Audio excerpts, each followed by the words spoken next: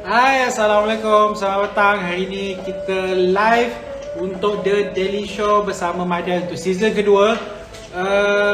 Hari ini kita live sebab esok kita akan raya haji. So, saya tunggu semua join kita punya live dahulu.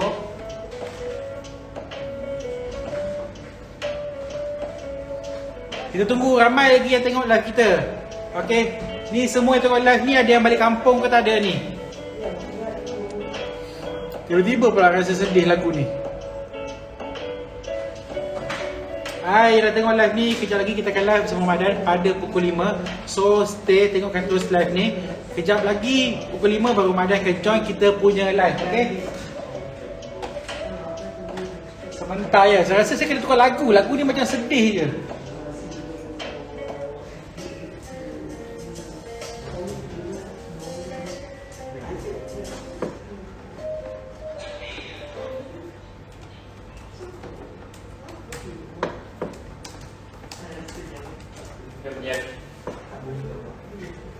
Hai, Assalamualaikum kepada yang dah tengok live kami.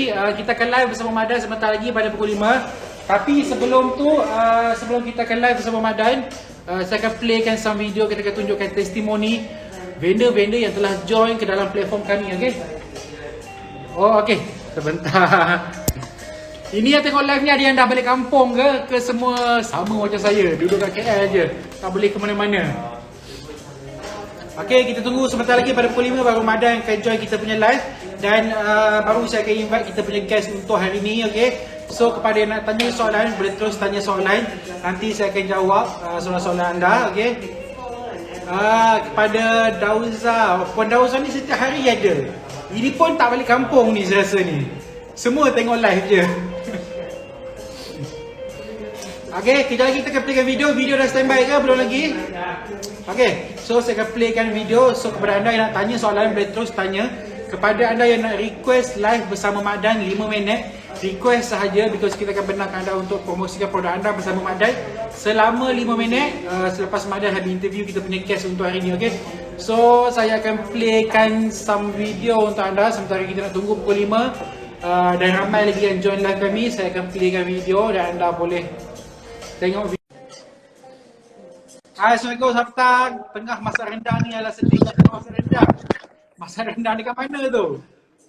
Okey, kita akan tinggalkan anda dengan video 5 minit sahaja. Kepada yang tanya soalan, boleh teruskan tanya. Nanti saya akan jawab anda punya soalan. Dan tepat pada pukul 5 baru Madan akan join kita punya live. Dan kita invite guest kita untuk hari ini, okey. So, saya tinggalkan anda dengan video dahulu. Nak tanya, teruskan tanya. Okey. The Daily Show. Temu bual dengan peniaga kecil, talking about cabaran yang dihadapi, sukses yang dicapai. Bersama saya, Mak Dan, setiap hari pukul 5 petang. Jumpa di sana.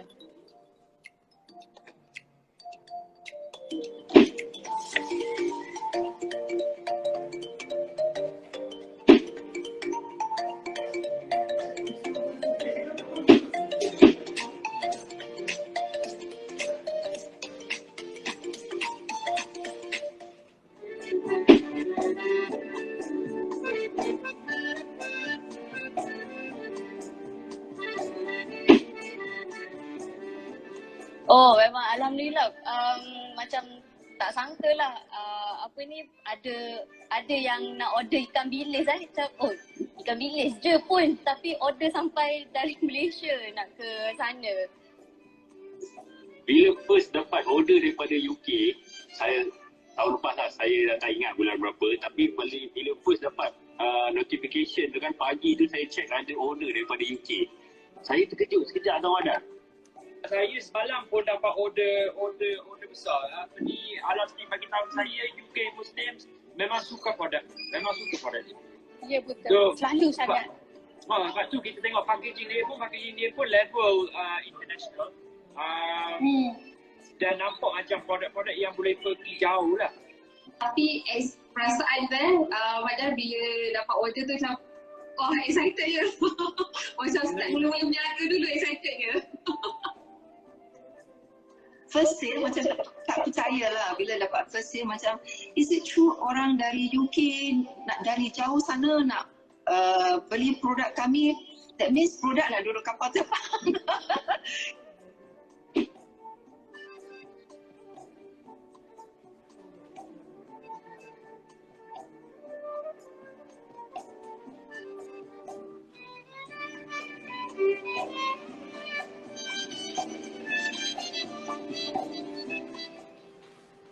The Daily Show. Temu bual dengan peniaga kecil, talking about cabaran yang dihadapi, sukses yang dicapai. Bersama saya, Mak Dan, setiap hari pukul 5 petang. Jumpa di sana.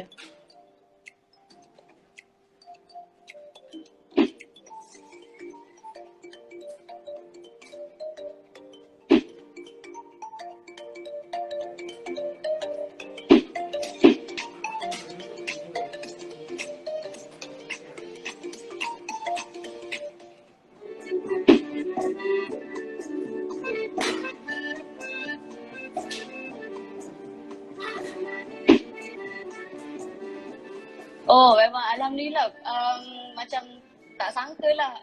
Apa ni ada yang nak order ikan bilis macam ikan bilis je pun tapi order sampai dari Malaysia nak ke sana.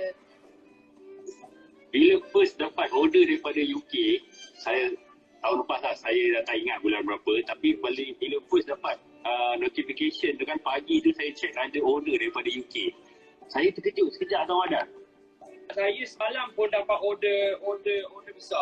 Apa ni, alam ni bagi tahu saya UK Muslims memang suka produk. Ya betul. So, Selalu sangat. Sebab tu kita tengok packaging dia pun level international. Dan nampak macam produk-produk yang boleh pergi jauh lah. Tapi perasaan padahal bila dapat order tu macam excited je. Macam start mula-mula berniaga dulu excitednya. First sale macam tak percaya lah bila dapat first sale, macam is it true orang dari UK nak dari jauh sana nak beli produk kami, that means produk nak duduk kapal terbang.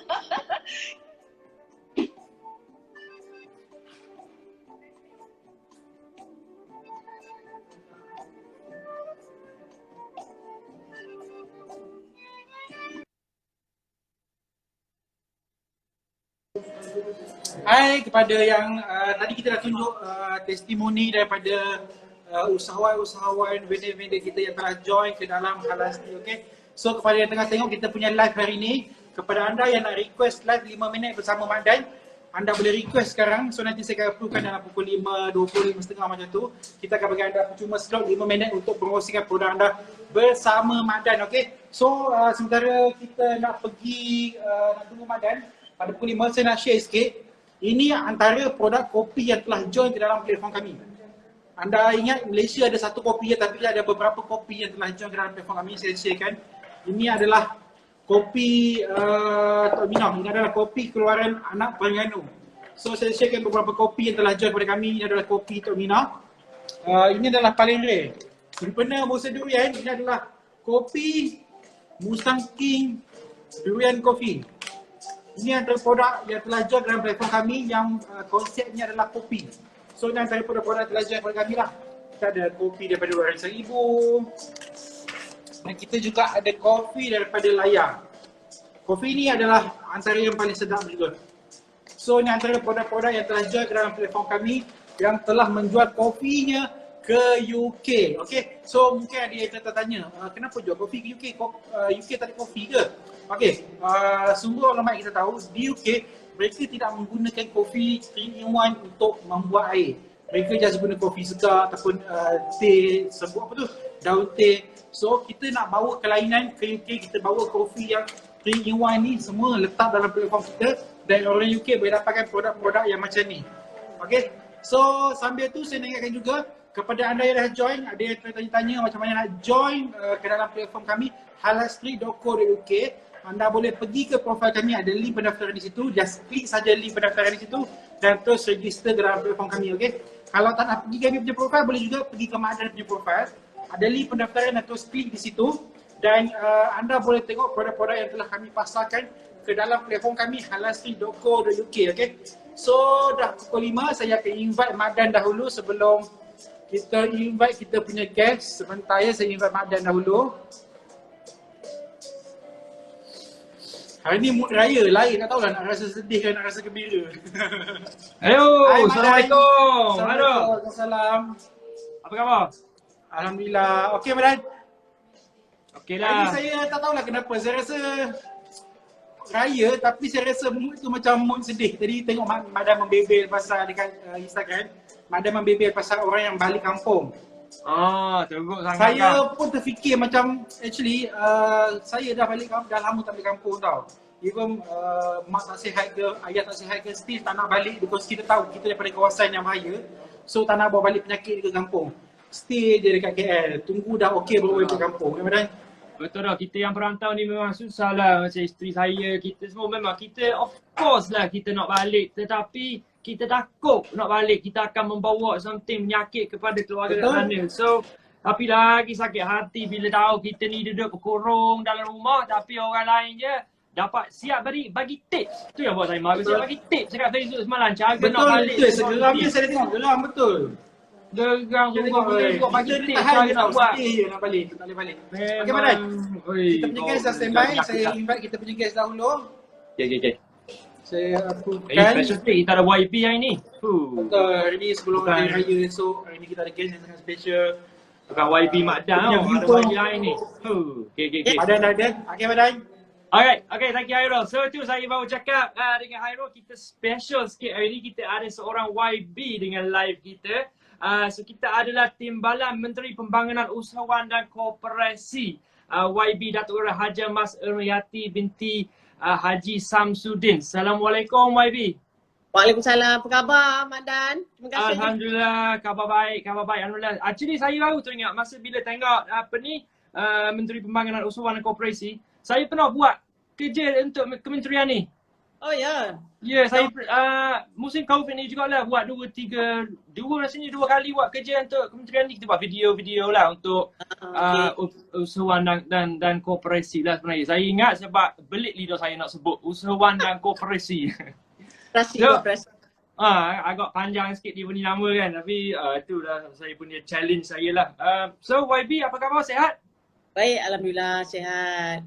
Ada di rumah ke di office ke hari ni hari cuti kan? Rumah. Dah ada di rumah.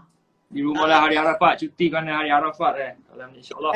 Kita tak lama ini sebab kita akan masuk ke waktu asar dan semua orang berebut nak masuk peluang untuk doa kepada hari Arafat hari ni. So kita hari ni kita nice short sweet straight to the point.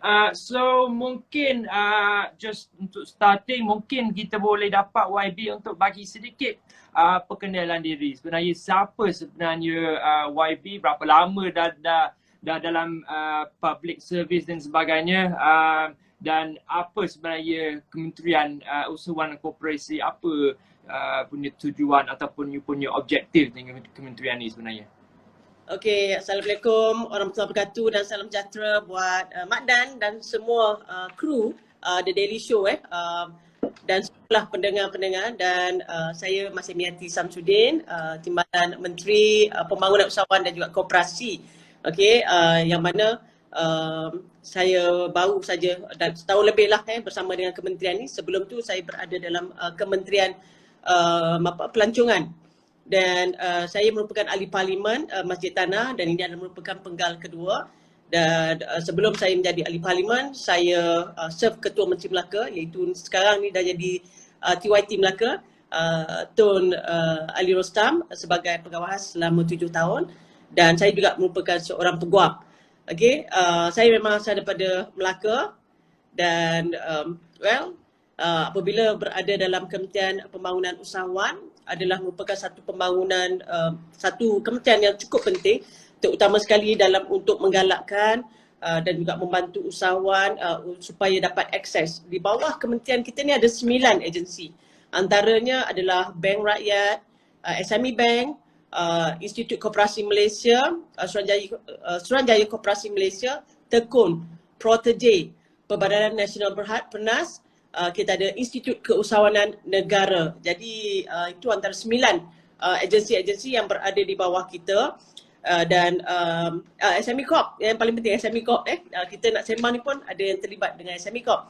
Jadi Maddan, selain daripada apa yang dilakukan, maksudnya selain daripada pembangunan usahawan, juga koperasi juga kita mainkan peranan di bawah kementerian ini. Faham. So, I mean, maksudnya YB baru cakap dah setahun lebih sebenarnya di Kementerian Keusahawan dan Pembangunan. So, how difficult or how much is it a change daripada sebelum tu di pelancongan, lepas tu nak tukar kepada usahawan dan koperasi. Macam dalam transition tu sebenarnya cara macam personally untuk YB susah tak nak tukar cepat tu, ataupun macam mana sebenarnya you boleh adapt tu sebenarnya? Ya, for me tak banyak beza, tak banyak masalah. Tak ada banyak, maksudnya memerlukan banyak perkara yang pening sangatlah, sebab benda yang sama. Kalau dulu dekat Kementerian Pelancongan, you talk about good food, tempat yang menarik, makanan yang sedap, alright, budaya yang hebat, dan sama juga dekat Kementerian Pembangunan Usahawan. Kita bercakap tentang produk yang hebat, marketing dan juga membantu usahawan-usahawan. Jadi tak banyak beza. Jadi saya cukup gembira berada di Kementerian Pembangunan Usahawan kerana kita dapat melihat bagaimana jatuh bangunnya usahawan itu, dan bagaimana yang daripada jatuh kita bangun dia, dan daripada bisnes yang biasa-biasa jadi luar biasa, ataupun bisnes yang dulu tak boleh jalan, dia tukar dia punya model perniagaan mereka. Jadi agak challenging, terutama sekali waktu pandemik ni Mak Dan.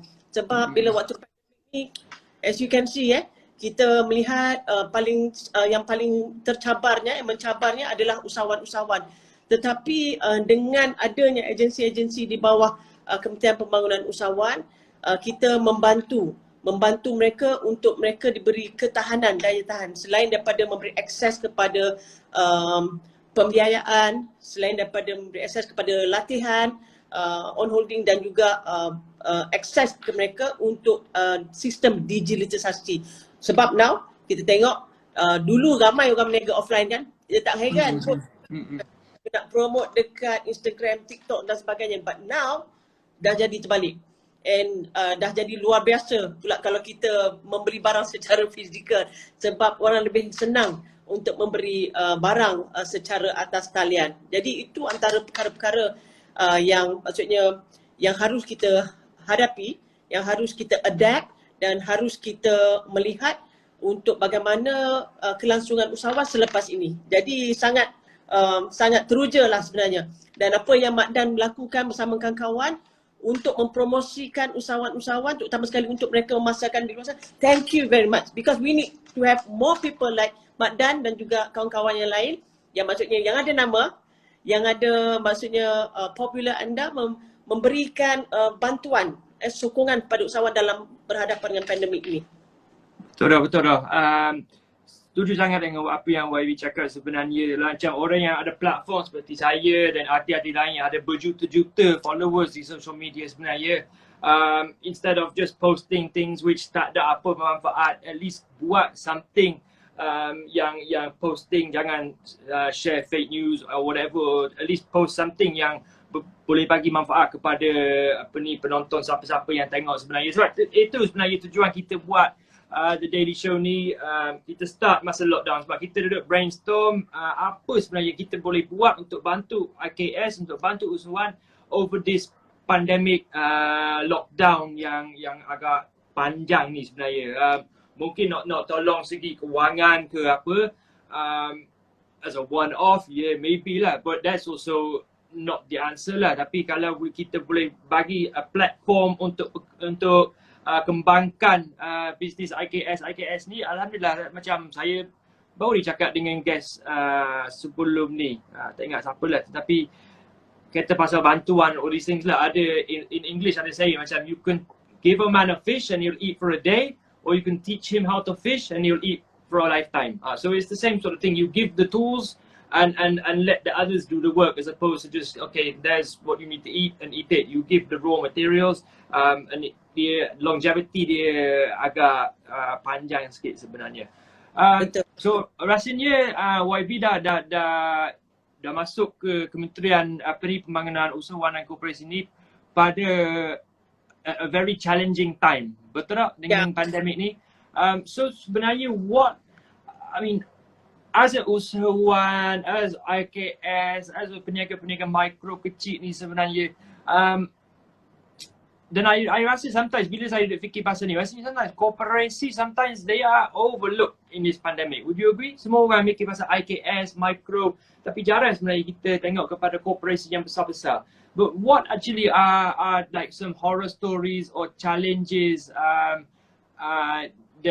kementerian dapat daripada IKS atau daripada peniaga-peniaga kecil ni sepanjang pandemik ni, dan what sebenarnya apart from tadi cakap pasal digitalization all these things, tapi what directly, apa bantuan kementerian boleh bagi kepada peniaga kecil dan juga koperasi ni sebenarnya?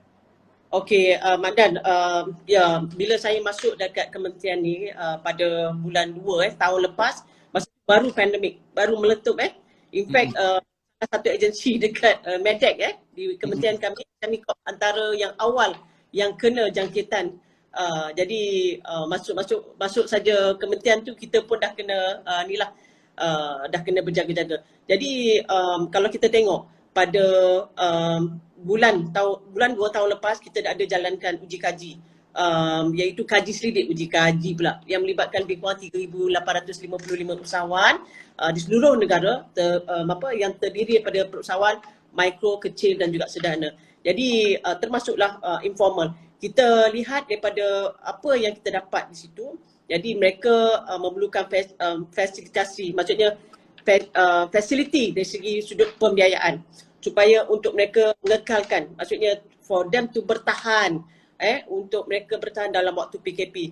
Dan selain daripada itu mereka juga perlukan bimbingan, lepas tu latihan secara hand holding dan juga adanya pembiayaan secara berstruktur. Tu kita ada SME Corp, kita ada SME Bank, kita ada Tekun yang membantu mereka. Selain daripada macam saya cakap tadi, maksudnya dia dah gulung tikar, dia nak tukar pada bisnes perniagaan baru, so kita bantu dia untuk divert dia perniagaan baru dari segi latihan dan juga kita mengatur supaya operasi mereka berjalan dengan baik dan juga teratur. Dan selain daripada itu juga kita latih juga untuk mereka berada dalam digitalisasi melalui penggunaan tools, maksudnya mesin dan sebagainya dan juga marketing dan sebagainya.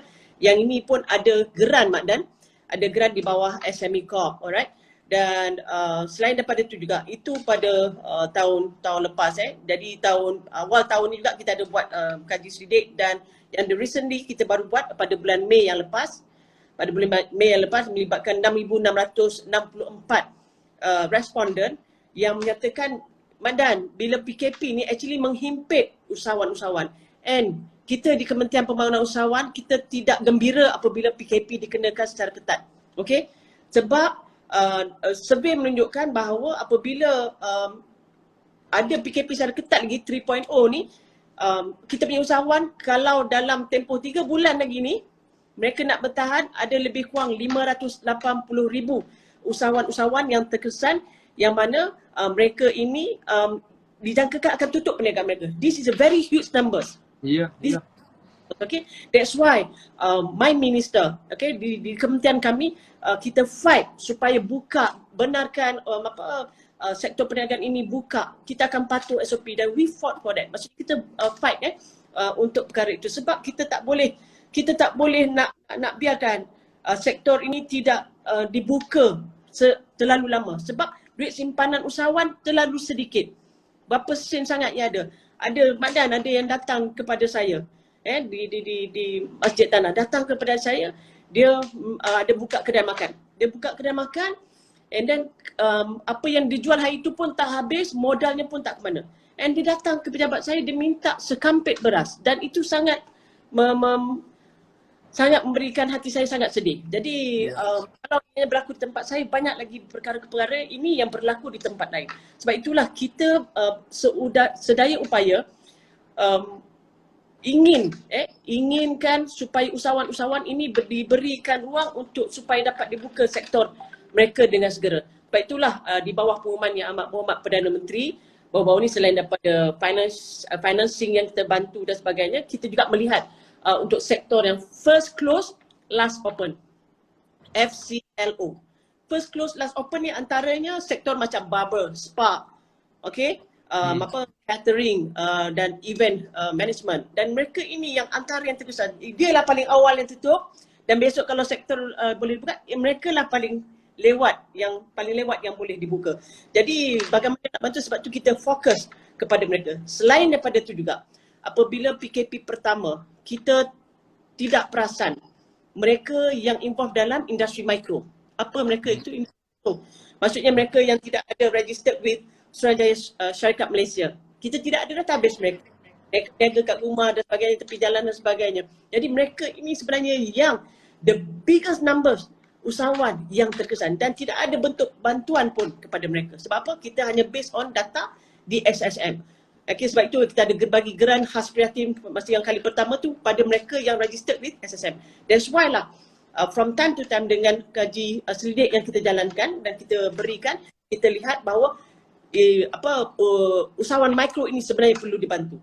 Yang itu yang datangnya program yang kita create di bawah tekun sebelum ini, kita bagi pembiayaan up to 10,000 without any interest.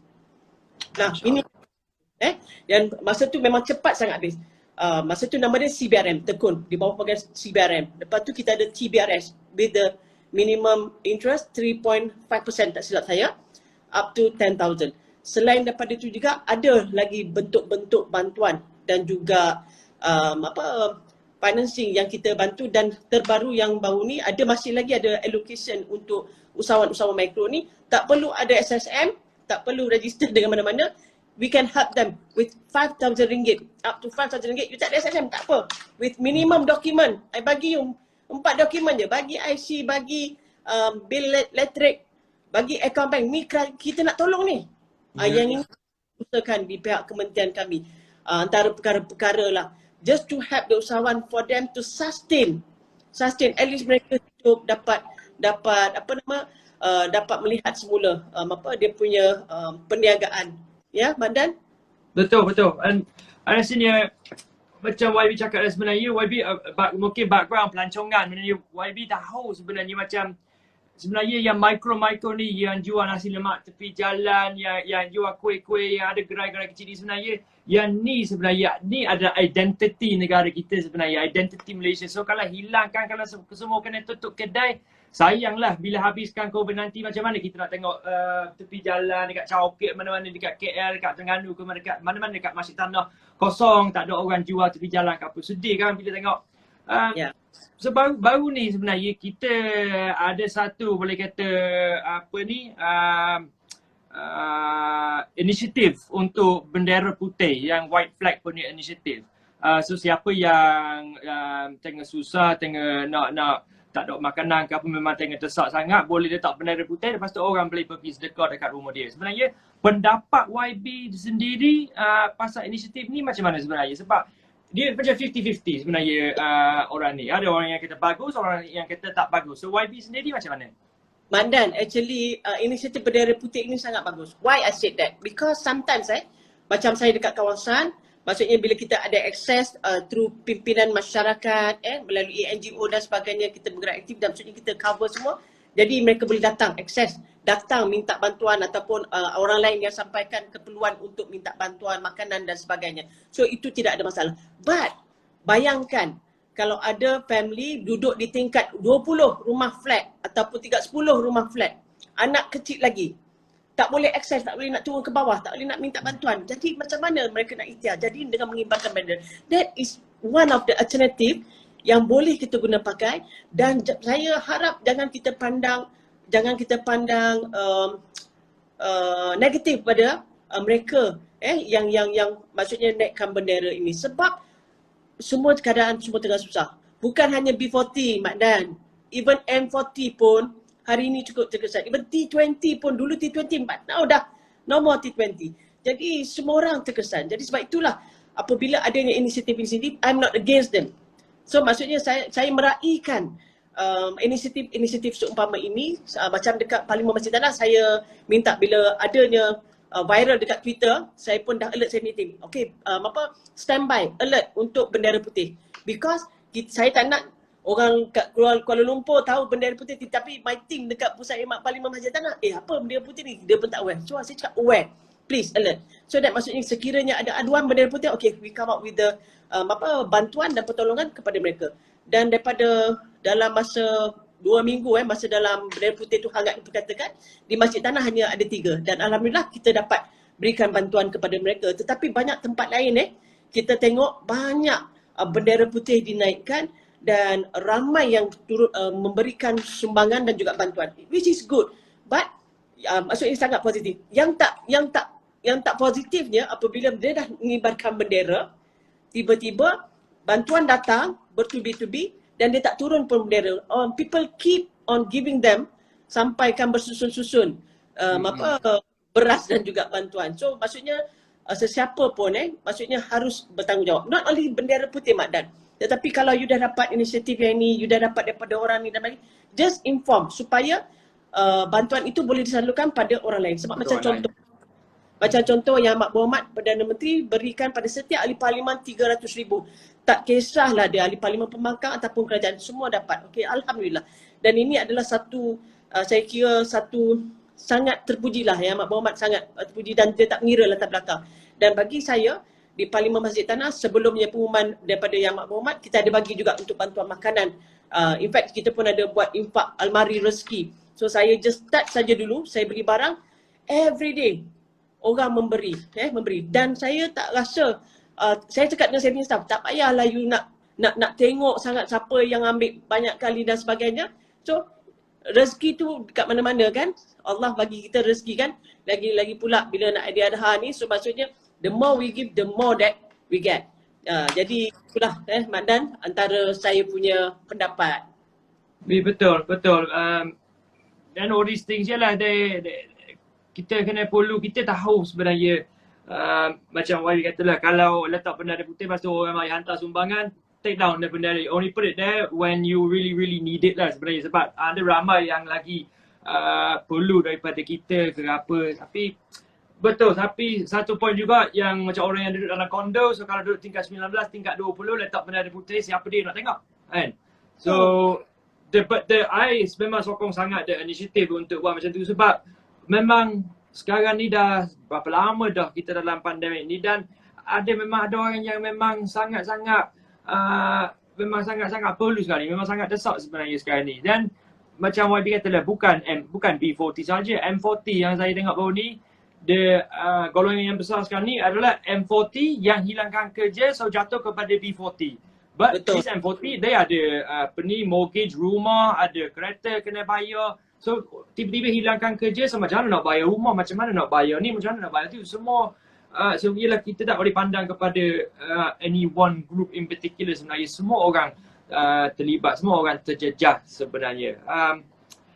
So sebenarnya YB realistically sebenarnya, YB rasa how long are we going to be in this situation, YB rasa, dan how long will it be until we can kind of get back to some sort of normality? Usahawan, IKS, koperasi boleh start to get back to normal again. Realistically, $1 million question lah, tapi how long sebenarnya? Okay, macam hari tu kalau kita tengok apa pun kita relate pada whatever that kerajaan dah gariskan bawah pelan pemulihan negara PPN. So kalau hari tu kita tengok kita punya yang vaksin tu agak slow.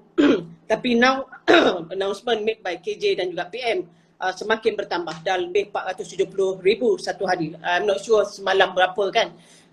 So along the way tu dalam masa 3 hari more than 1 million. So I think dah semakin laju. Okay, in fact I was told bulan depan 14 million Pfizer akan sampai. So we are on track, malah kita lebih laju. Dan saya melihat apa juga yang telah digariskan oleh Yang Berhormat Perdana Menteri.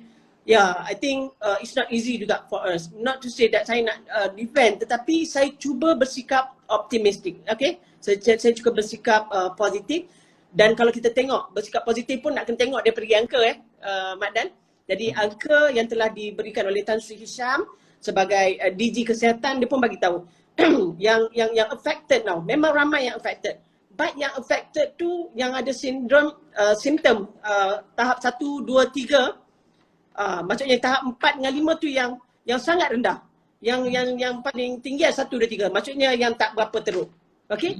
Sebab because of ada yang juga yang dah dapat vaksin, mereka terkena jangkitan. But still, ianya membantu untuk reduce dari segi dia punya simptom yang teruk. Jadi kita jangan tengok dari segi angka. We try to be positive. That's why saya suka memberikan semangat pada seluruh rakyat Malaysia. Kalau boleh, kita tak boleh nak buat benda ni kalau kita keep on blaming the government ataupun mana-mana pihak yang cuba untuk melaksanakan ini. Try to be positive and berikan semangat, because now we are talking about semangat. Even we at the frontliner also, we need the semangat from rakyat Malaysia. It's not easy for us also. We want to fight for the entrepreneurs, untuk koperasi dan sebagainya, dan kita perlukan semangat daripada anda semua. Sebab untuk deal dengan usahawan-usahawan ni, kadang-kadang saya macam Masya Allah dengar cerita mereka, kita nak tolong macam dan cakap nak tolong macam mana. So ini antara perkara-perkara yang kita berikan di bawah Kementerian Medak misal kata, di bawah kementerian-kementerian lain, dan we try to give the best. We try to bagi salurkan maklumat dan sebagainya. But still ada juga usahawan-usahawan kita yang tidak ambil part pun. Oh, kerajaan dah bagi. Because I came across to these people, Madan. So saya cakap, saya cakap dengan dia. Dia datang, dia kata kerajaan tak tolong dan sebagainya. So macam mana Grant Khas Prihatin, ada mohon. Grant Khas Prihatin, malah lah sebab nak pergi beratur kat LHDN susah lah. Nah, bukan satu, bukan dua, bukan tiga kes. A lot of cases yang saya jumpa macam tu, mereka malas nak isi borang, mereka malas nak deal dengan agensi-agensi ni dan sebagainya. Dan sebab itulah saya lihat apa yang diberikan tidak sampai.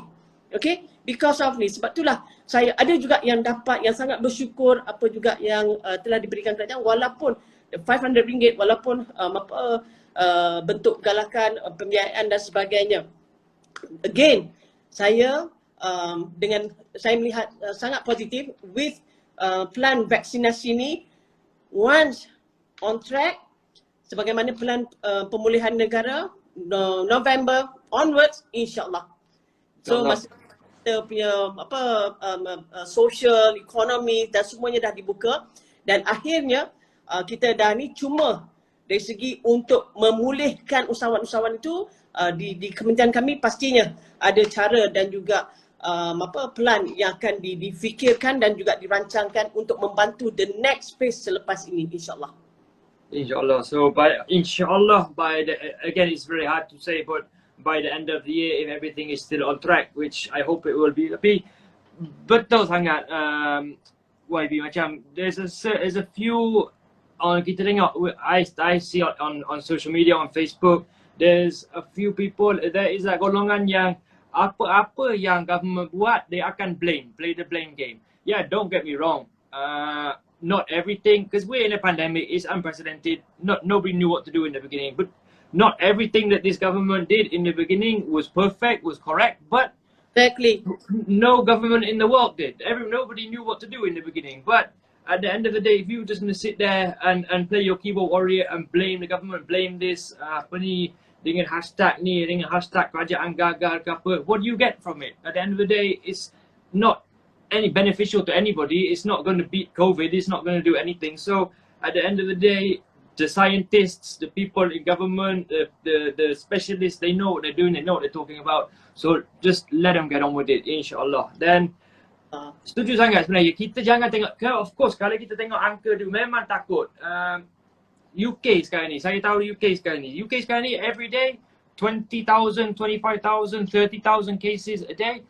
But yang hospitalized, so yang stage 4, stage 5 tu, hanya 15, 20 people sebab dah vaccinated, the majority are vaccinated. So mungkin Malaysia boleh buat something like that. So post the angka every day, okay 12,000, tetapi yang serious, yang hospitalized mungkin baru 100, 150. So kita tak rasa takut sangat sebenarnya. Itu bila vaccination numbers start getting up 50, 60, 70%, baru kita kena start tengok hospitalization rate. So how many people from being positive, having a positive test, have to go into hospital. It's a very low number lah.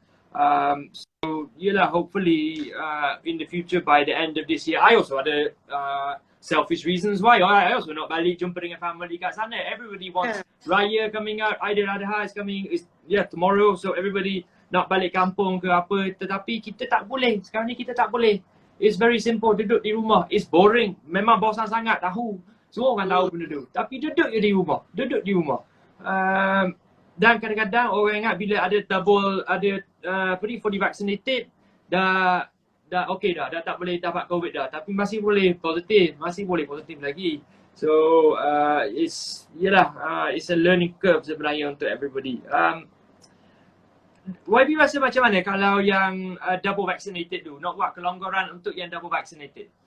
Macam mana? Yang apa ni, yang ada kelonggaran SOP untuk orang yang dapat double dose kan, macam ada rasanya mungkin next week rasanya kerajaan kata nak umum something untuk orang yang dapat double dose.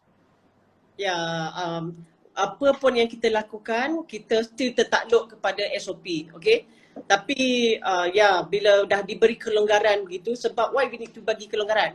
Macam tadilah, desakan daripada survey yang kita buat, okay? Maksudnya perusahaan sosial dan juga ekonomi diangkat dengan segera supaya maksudnya mereka ni dapat hidup.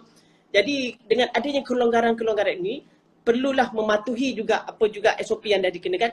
Plus, maksudnya bukan hanya ni, janganlah pula ada pihak yang ambil kesempatan, Mak Dan. Kan, tiba-tiba dalam satu kereta ni, saya dah ambil vaksin 2 kali. Jadi tapi tengok terselit ada seorang yang belum ambil vaksin sekali. So, I mean, kita tidak maksudnya kalau kita pun sama tidak sincere, kalau kita pun tak cooperate the government, so sia-sialah kita nak percepatkan sektor ekonomi dibuka segera, kita nak pergi rentas negeri dan sebagainya. Whatever that decision that kerajaan made, I've been there. Saya berada dalam mesyuarat tersebut, mengambil kira pandangan-pandangan pakar, mengambil kira mereka yang benar-benar mahir dalam sesuatu perkara itu. Kalau kesihatan, kita ada Digital Stan, kita ada Dr. Jamilah Mahmud daripada ekonomi dan sebagainya. Kita melihat bahawa apa pun yang kerajaan lakukan ataupun announcement dibuat, haruslah kena ada komitmen yang padu. Maksudnya selain daripada kita jaga SOP yang telah pun ditetapkan, Mak Dan. Kalau tak, you announce lah macam mana pun, benda akan go back to yang asal juga. Itulah tu yang kita dah lah, bila buat kelonggaran sikit, lepas tu nanti Zoom kita kena patah balik ke the same as before. Itu yang kita dah nak sebenarnya. Dan in fact, maksudnya kita tak longgar pun lagi. Saya dibagi tahu, kawan-kawan bagi tahu, ramai yang dah balik pulang, jalan jam dan sebagainya. You see? So itulah. Macam ni kan.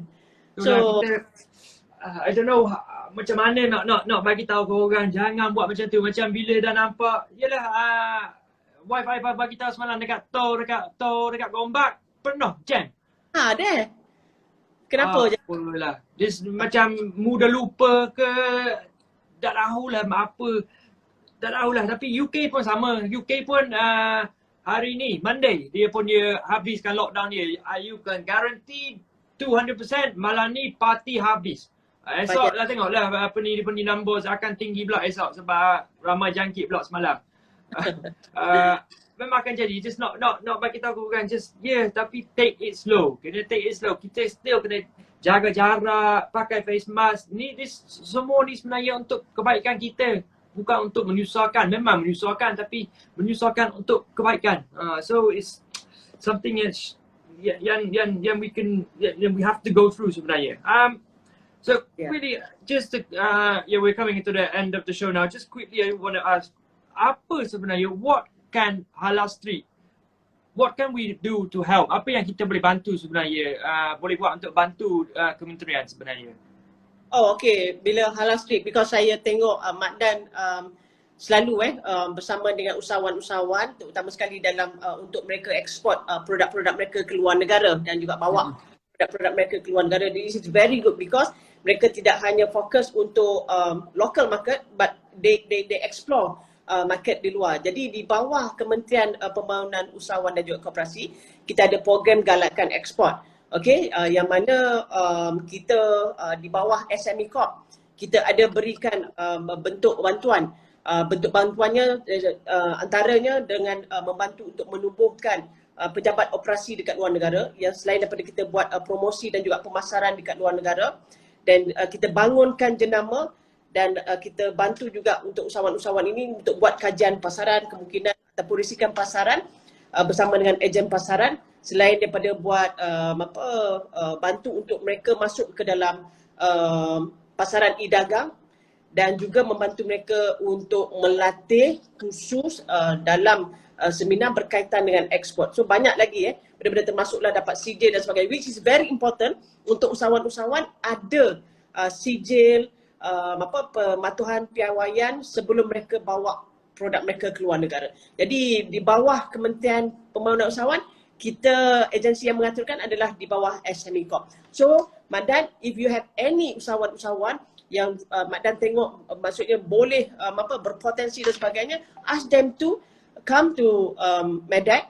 Kalau tak boleh datang pun, maksudnya intai dulu di website MedEC, tengok dulu apa-apa produk-produk ataupun program-program yang mereka berminat, jadi boleh contact dengan kita. Dan saya juga nak share dekat sini Mak Dan, selain daripada program-program di bawah agensi-agensi kita pun ada baru sebab yang ni pun kita tengok betapa naiknya figure berkenaan dengan usahawan-usahawan yang tertekan. Jadi kita pun ada one stop center untuk memberikan khidmat nasihat untuk usahawan-usahawan yang maksudnya dalam tekanan, sebab kita mental health issue ni is it's very serious issue. Bukan hanya mereka yang berhadapan dengan masalah keluarga dan sebagainya, tetapi masalah perniagaan juga mereka terhimpit dengan perasaan dan juga minda mereka. Jadi di kementerian kita juga we cater that also. Alhamdulillah. There's another whole other issue with mental health.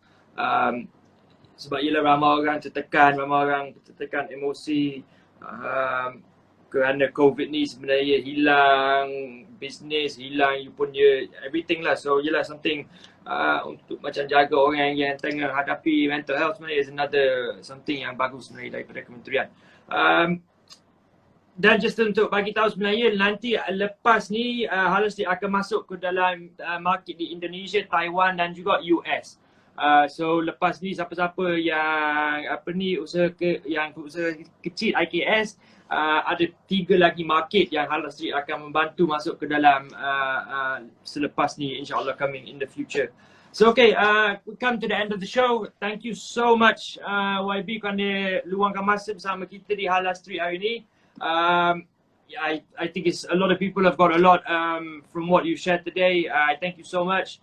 Just before you go, I always get all of our guests to give some sort of nasihat or advice or something kepada penonton kita. So just to end on that, just if you can give a small piece of advice kepada penonton kita, in anything you want lah, then that would be perfect. Thank you. Terima kasih Mak Dan dan terima kasih semua tim Halal Street Mai kerana sudi untuk menjemput saya pada petang ini. Is a very saya sangat bersyukur sangat kerana Mak Dan dan juga kawan-kawan lain menggunakan platform ini untuk membantu usahawan. So buat usahawan-usahawan di luar sana, ingat anda bukan keseorangan dan kita semua doakan pandemik ini berakhir dengan cepat dan ada cahaya di hujung terowong. What we need to do adalah untuk terus kekal bertahan dan this is the best time for us untuk susun semula model perniagaan kita, uruskan, tengok kewangan, kalau mana yang bisa kata kita punya account ataupun mana perusahaan yang kita tak okey, kita bagi okey, kita susun documentation dan kalau belanja-belanja yang tak perlu, jangan kita spend so much money on that. So yang paling penting kita uruskan perniagaan kita dalam waktu PKP ni. So that the moment bila kerajaan benar saja ni, bulan 11, bulan 12 masa orang boleh keluar maksudnya keluar daripada Melaka nak beli barang dekat Kuala Lumpur, nak pergi shopping dekat Langkawi, di mana usahawan-usahawan berada. Jadi anda perlu bertahan, insya-Allah Allah permudahkan, get your vaccine secepat mungkin dan sama-sama kita keluar daripada pandemik. Selamat Hari Raya Aidian-Hal untuk besok. Sama-sama kita berkorban untuk bersama keluar daripada pandemik ni, insyaAllah. Thank you Mak Dan. InsyaAllah. Thank you YB. Thank you for taking your time. Have a good day. Selamat Hari Raya Aidian-Hal esok. InsyaAllah nanti habis COVID kita jumpa depan-depan. Mak Dan kena datang Melaka makan asam pedas dengan cendol. Sedap asam pedas Melaka. Best. Okay, terima kasih YB. Thank you Okay, take care. Bye-bye.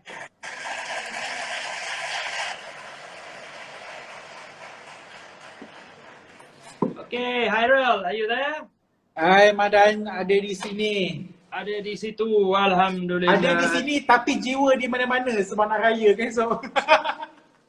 Tapi insyaAllah this is, kena mikir macam ni, insyaAllah ni adalah raya terakhir yang kita kena buat macam ni. InsyaAllah raya tahun depan settle lah ke. Semua dah Betul. vaksin dah, boleh rentas, boleh pergi mana-mana lah. InsyaAllah ini adalah raya terakhir yang kita kena buat macam ni.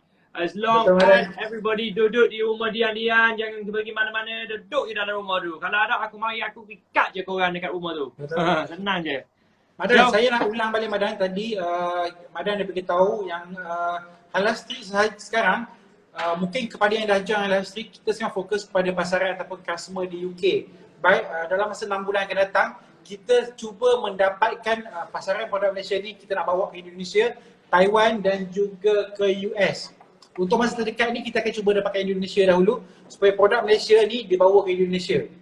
So kita nak bisnes ataupun jualan produk-produk Malaysia ni sampai lebih banyak ke negeri-negeri, ke negara-negara yang lain. Okay. Madan, sebelum Madan sambung lagi, saya ada satu request daripada seseorang yang hendak mempromosikan produknya bersama kita. Saya dah approve, saya tunggu dia join live kita, dia nak promote. Okay Madan. Okay, Assalamualaikum. Waalaikumsalam Mak Dan. Apa khabar, sihat? Alhamdulillah sihat. Mak Dan sihat? Sihat, Alhamdulillah. Siapa di talian? Apa nama? Saya Dalila Mahani daripada Coats Cafe HQ di Kuantan Pahang di The Maha okay. Food Hall. Di apa food hall? The Maha Food Hall. The Maha Food Hall. Hebatnya nama. So sekarang ni ada kafe dekat sana ke macam mana? Ya, kita ada cafe kat sini, kecil je, kios size. Kita bagi nama dia Coats Cafe. Coats Cafe, Kenapa saya bagi nama dia Coats? Kenapa bagi nama Coats? Okay, kenapa saya bagi nama Coats Cafe? Sebab saya waktu saya nak buat cafe tu, saya duk fikir saya bagi nama apa ni kan. Tiba-tiba datang satu idea dengan izin Allah. Saya terfikir untuk buat Coats Chicken Box kat mana sesiapa yang beli Coats Chicken Box saya akan bagi dia satu Coats. Semua quotes Dalam saya punya jar dekat kedai saya adalah yang positif quotes. Tujuan saya buat macam tu, adalah untuk share dengan semua orang dalam musim-musim macam kita pandemik ni, kebanyakan orang down, kebanyakan orang ada masalah. Jadi tujuan saya buat macam tu adalah untuk saya share positive vibe kepada semua pembeli-pembeli di kafe saya. Dia macam ni, macam dekat US, kedai Chinese, kedai makanan Chinese dekat US, dia ada fortune cookie. So untuk dessert, cookie tu dia macam biskut lah. So bila kita breakkan cookie tu, dia ada keluar satu macam quote fortune, it tells your fortune lah. So macam tu lah, cantik lah idea tu. Ya, lebih kurang macam tu. So sekarang ni macam mana pandemik? Boleh buka lagi kafe ke macam mana? Kita boleh buka tapi kita hanya terhad kepada delivery ataupun pick up. Tapi bermula daripada semalam, Kuantan perketatkan lagi PKPD. Jadi kami tak boleh keluar walaupun kami peniaga. Kami kena minta kebenaran lah kalau peniaga. Dan orang luar pun tak boleh masuk. Jadi crowd kami tu makin kecil. Dan hanya orang yang di sekitar kawasan lokaliti kami sahaja yang boleh beli dekat kawasan kami. Yang daripada luar sikit dah tak boleh dah kan sebab dah ada sekatan jalan raya. Dan benda ni akan berterusan sampai 31 Julai. Memang sedangkan kita boleh pakai PKPD, sambung lagi memang sebenarnya bukan senang tapi ialah apa pun kami kena teruskan sebab ialah kita pun ada komitmen, ada staff, ada rental, everything, jadi kita kena teruskan juga dalam macam mana cara sekalipun. Yelah, kita pun baru ni dengan kedai anak abah di Kuantan juga. Dia pun cerita pasal benda-benda yang sama lah sebenarnya. Ada staff yang kena maintain, ada cost yang kena maintain, so agak susah lah. So siapa-siapa penonton kita yang tengok, kalau boleh bantu, kalau di area Kuantan boleh membantu, beli je lah from the Coats Cafe. So kat sana sebenarnya menu macam mana sebenarnya?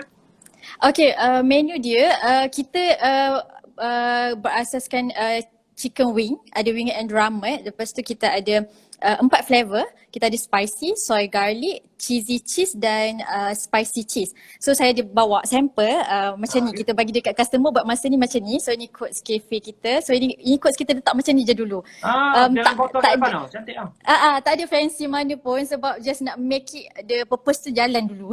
Nak fancy kan nanti ada cost pula kan. Okay. Jadi kita buat biasa je.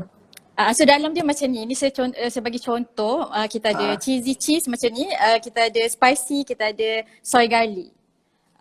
Okay, so tapi ni untuk sekarang ni PKPD untuk orang yang berdekatan je lah, yang di Kuantan je lah. Ya, untuk orang berdekatan dan yang sampai untuk delivery sahaja. So kalau di KL tak boleh lah. Itulah bercakap pasal tu kami dalam proses research R&D untuk cuba commercializekan kotak ni menjadi boleh postkan ke bakal-bakal customer di luar Kuantan dan di luar Pahang. Boleh packaging apa dia panggil retort ke something, packaging yang sampai kat rumah just boleh buat bakar sendiri ke apa, goreng sendiri ke apa, boleh kan? Ya, kita dalam planning macam tu. Kalau kita nak ikut kembangan ni, nak tahu bila blog saya boleh order di KL, ada Instagram ke Facebook ke? Ada, kita ada Instagram. Instagram kita Quotes Cafe HQ. Quotes Cafe HQ. Ya, QUOTES CAFE HQ.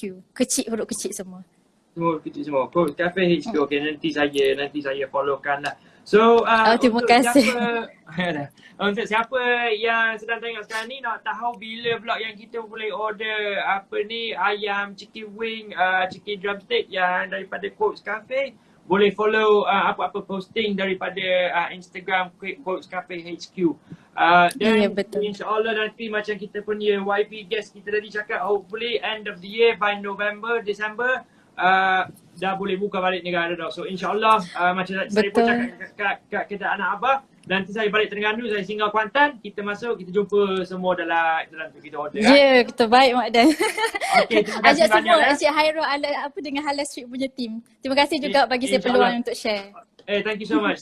Take care. Yeah, thank you. Okay, you too. All the best all. Okay. Bye-bye. Ni kau. Bye. Raya. Tak lah, Hairul dah potong dah. Tanda selamat raya. Baru bagi selamat raya ke dia. Okay, Madai. Okay, cantik. Okay, saya rasa hari ni live dia sangat bermanfaat. Banyak ilmu yang orang boleh tanya. Mungkin ramai sebelum ni tertanya-tanya mengenai bisnes di Malaysia ni, macam mana untuk usaha-usaha di Malaysia ni, apa bantuan yang boleh berikan. So, sebelum kita end live kita, saya nak ingatkan seperti biasa, macam biasa. Kepada yang belum join ke dalam Halal Street, tak rugi anda join sekarang, because kita sekarang bukan hanya nak berkembang ke UK saja, kita akan berkembang ke Indonesia, ke Taiwan dan juga ke US. Kita nak bawa produk-produk Malaysia ni ke lebih lagi negara-negara di luar sana, supaya semua orang tahu produk Malaysia ni apa. Okay? So kepada yang nak join ke dalam platform kami, pergi ke kami punya profile atau pergi ke Mak Dan punya profile, ada link pendaftaran, terus klik link pendaftaran dan terus register ke dalam Halal Street. Okay? So Mak Dan, sebelum habis live ni, sebelum Mak Dan cakap, saya nak ucapkan selamat Hari Raya Haji mewakili ahli keluarga, staff, bos kami, management daripada Halal Street, kepada semua view dan kepada yang telah follow Halal Street, dan selamat menyambut Hari Raya Haji untuk esok.